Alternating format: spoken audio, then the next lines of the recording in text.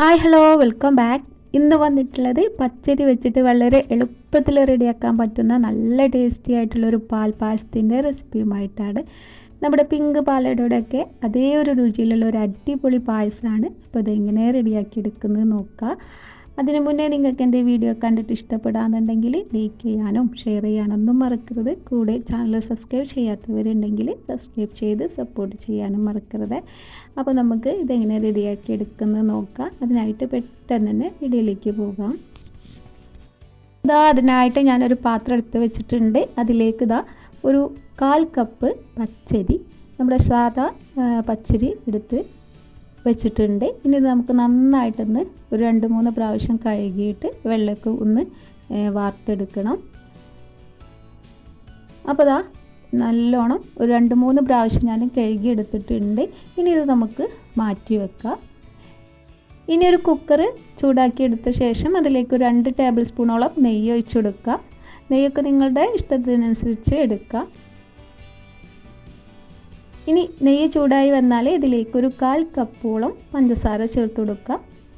പഞ്ചസാര നിങ്ങളുടെ അളവിനനുസരിച്ച് എടുത്താൽ മതി. ഞാനിവിടെ ഒരു 3-4 ടേബിൾ സ്പൂണോളം ചേർത്ത് കൊടുത്തിട്ടുണ്ട്.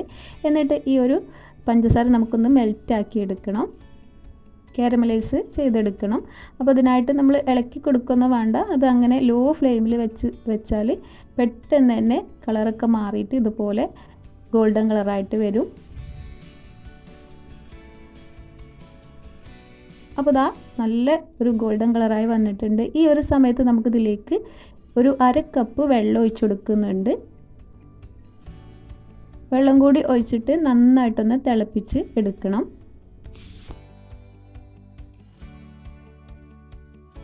അപ്പോൾ വെള്ളമൊക്കെ തിളച്ച് വന്നിട്ടുണ്ട്. ഈ ഒരു സമയത്ത് ഇതിലേക്ക് 1 കപ്പ് പാൽ ഒഴിച്ചു കൊടുക്കുക. എന്നിട്ട് ഈ പാലും കൂടെ ഒന്ന് തിളപ്പിച്ചെടുക്കണം. അപ്പോൾ പാലൊക്കെ ഇവിടെ തിളച്ച് വന്നിട്ടുണ്ട്. ഈ സമയത്ത് നമ്മൾ നേരത്തെ കഴുകി വെള്ളമൊക്കെ വാർത്ത് വെച്ചിട്ടുള്ള അരി ഇതിലേക്ക് ചേർത്ത് കൊടുക്കുക.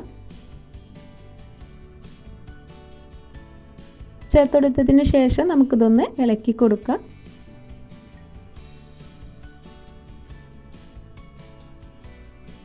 ഇനി ഒന്ന് തിളച്ചതിന് ശേഷം നമുക്കിത് അടച്ചു വെച്ചിട്ട് ഒരു 5 വിസിൽ ഹൈ ഫ്ലെയിമിൽ വെച്ചിട്ടാണ് ഞാനിത് വേവിച്ചെടുത്തിട്ടുള്ളത്.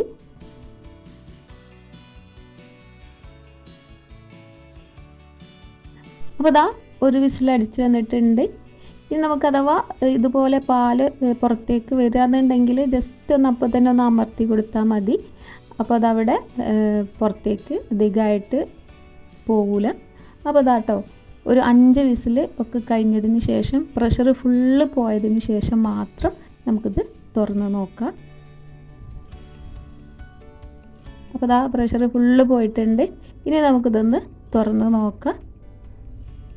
അപ്പോൾ അരിയൊക്കെ നല്ല രീതിയിൽ വെന്ത് വന്നിട്ടുണ്ട്. ഇനി അഥവാ അരി വെന്തിട്ടില്ല എന്നുണ്ടെങ്കിൽ ഒന്നും കൂടെ അടച്ച് വെച്ചിട്ട് ഒരു 1-2 വിസിൽ അടിച്ചെടുത്താൽ പെട്ടെന്ന് തന്നെ നമുക്കിത് വെന്ത് കിട്ടും. അധികമായിട്ട് വെയിറ്റ് ചെയ്ത് നമുക്കിത് ഇളക്കി വേവിക്കേണ്ട ആവശ്യമൊന്നുമില്ല.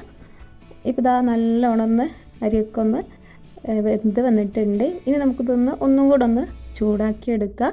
ചൂടാക്കിയതിന് ശേഷം നമ്മൾ ബാക്കിയുള്ള 1 കപ്പ് പാലും കൂടെ ഇതിലേക്ക് ഒഴിച്ചു കൊടുക്കുന്നുണ്ട്. എന്നിട്ടൊന്ന് മിക്സാക്കി കൊടുക്കുക.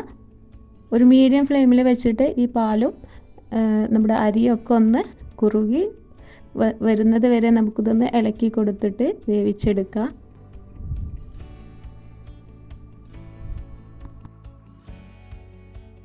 ഈ സമയത്ത് നമുക്കിതിലേക്ക് ആവശ്യമാണെങ്കിൽ കുറച്ചും കൂടെ പഞ്ചസാരയൊക്കെ ചേർത്ത് കൊടുക്കുക. നമ്മൾ കാരമലൈസ് ചെയ്തെടുത്തിട്ടുള്ള ആ ഒരു ചെറിയ മധുരം ഉണ്ടാവും, എന്നാലും കുറച്ചും കൂടെ മധുരം നമ്മളിതിലേക്ക് ചേർത്ത് കൊടുക്കുന്നുണ്ട്.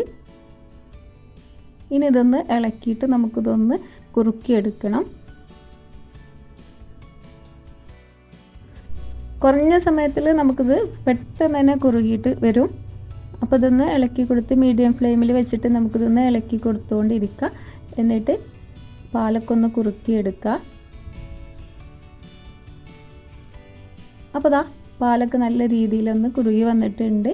ഈ സമയത്ത് നമുക്കിതിലേക്ക് ഒരു 1/2 ടീസ്പൂണോളം ഏലക്ക പൊടിച്ചതും കൂടെ ചേർത്തിട്ടൊന്ന് മിക്സാക്കി കൊടുക്കുക. നമ്മളിതിൽ ആദ്യം തന്നെ നെയ്യ് ഒഴിച്ചിട്ടാണ് ഇത് നമ്മൾ ഉണ്ടാക്കിയെടുത്തിട്ടുള്ളത്. നിങ്ങൾക്ക് വേണമെന്നുണ്ടെങ്കിൽ ഇനി നെയ്യിൽ അണ്ടിയും മുന്തിരിയും അല്ലെങ്കിൽ തേങ്ങാക്കൊത്തൊക്കെ മൂപ്പിച്ചെടുത്തിട്ട് ഇതിലേക്ക് ഒഴിച്ചു കൊടുക്കുക. ഇതാ നമ്മുടെ പായസം ഇവിടെ റെഡി ആയിട്ടുണ്ട് കേട്ടോ. ഈ ഒരു സമയത്ത് നമുക്കിത് തീ ഓഫ് ചെയ്ത് വെക്കാം. ഇതൊന്നും കൂടി തണുത്ത് കഴിഞ്ഞാൽ ഒന്നും കൂടി തിക്കായി വരും. അപ്പോൾ ഈ ഒരു സമയത്ത് തന്നെ നമുക്ക് തീ ഓഫ് ചെയ്ത് മാറ്റി വെക്കാം. അപ്പോൾ അതാ 1/4 കപ്പ് പച്ചരി വെച്ചിട്ട് വളരെ എളുപ്പത്തിൽ ഉണ്ടാക്കാൻ പറ്റുന്ന നല്ല ടേസ്റ്റി ആയിട്ടുള്ള പിങ്ക് പാൽ പായസം അവിടെ റെഡി ആയിട്ടുണ്ട്. അടിപൊളി ടേസ്റ്റാണ്.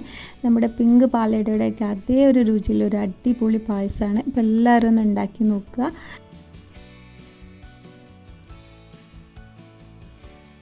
കുറേ അധികം സമയമൊക്കെ എടുത്തിട്ട് ഇളക്കി കുറുക്കി എടുക്കേണ്ട ആവശ്യമൊന്നുമില്ല. വളരെ പെട്ടെന്ന് കുക്കറിൽ ഉണ്ടാക്കിയെടുക്കാൻ പറ്റുന്ന ഒരു അടിപൊളി പായസമാണ്, അതും പച്ചരി വെച്ചിട്ട്.